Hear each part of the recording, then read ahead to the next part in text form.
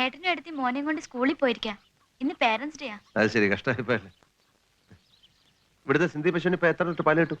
അത് ചത്തിട്ട് 1 വർഷം കഴിഞ്ഞല്ലോ. ഓ, 1 വർഷം മുമ്പ് പശു ചത്തുപോയതല്ലേ? ഡി, നീ ചെന്ന് ചായക്ക് ഇത്തിരി വെള്ളം വെച്ചേ. വേണ്ട, ചായ വേണ്ട. വേണം, ചായ വേണം. ചെല്ലേ.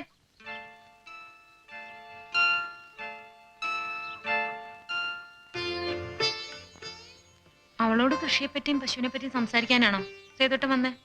അല്ല, അവള് തെറ്റിദ്ധരിച്ചാലോ? അവക്കെല്ലാം അറിയാം.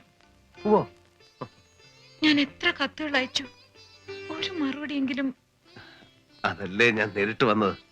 6 മാസത്തിന് ശേഷം എല്ലാ കാര്യങ്ങളും സേതോട്ടിന് അറിയാലോ. ഇന്ന് വരും നാളെ വരുമെന്നും പ്രതീക്ഷിച്ച് ഞാൻ തളർന്നു.